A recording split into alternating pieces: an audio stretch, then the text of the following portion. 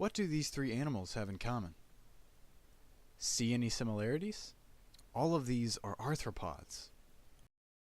The first arthropods appeared in the sea around 600 million years ago and looked a lot like this trilobite here. Eventually, this thing moved to pretty much all parts of the world and evolved to the arthropods you see today. Arthropods split into three main types: crustaceans, chelicerates, and insects. With the crustaceans, you got your crabs, lobsters, and shrimp. With the chelicerates, you got spiders, ticks, scorpions, and these things called horseshoe crabs that are related to the very first arthropods. These things haven't evolved much in the past 500 million years. And lastly, we have the insects: centipedes, ants, and flies. Not my favorite in the animal game. All of these animals share one important characteristic: their exoskeletons. The exoskeleton is kind of like a suit of armor that protects and supports the body. It's made from a carbohydrate called chitin. The exoskeleton can be firm and leathery like a caterpillar, or they can be hard and rough like a crab. They also have appendages like 8 legs or antennae that extend from the body. These things can range widely from species to species, and you'll find creepy crawlies with every miss and match of appendages in the wild.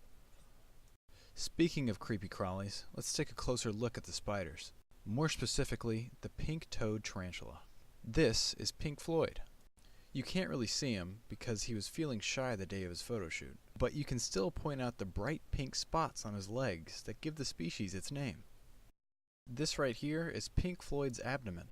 It's probably the most important part of a spider besides the brain, because this is where it breathes, pumps the blood, and spins its web. These are the chelicerae, or the fangs.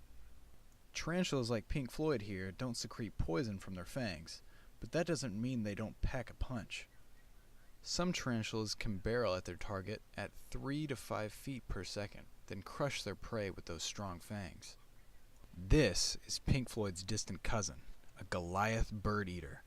These things can grow up to 11 inches long, and yes, it can eat birds. There are a lot of misconceptions and myths about spiders. Ever heard the average person swallows about 8 spiders a year when sleeping? Well, good news, this is false. Spiders use vibrations to detect danger. To them, your breathing and heartbeat is the equivalent of a washing machine the size of a house. It's likely to scare the spider away. But let's say this spider is feeling a little adventurous. You'd still have to open your mouth wide enough for the spider to crawl through. So don't worry about having an unexpected midnight snack. But let's go back to arthropods as a whole. These things are without a doubt survivors. While other animals go extinct from the impact of humans, arthropods of all shapes and sizes continue to live on, right under our noses.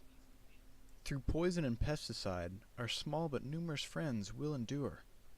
But however hard it may be, people must accept that we cannot live without them. They play such a monumental part in our world, most importantly as decomposers. Without them, the world would be a much dirtier place. And after us humans have gone, you can be sure that they will still be here to clean up the mess.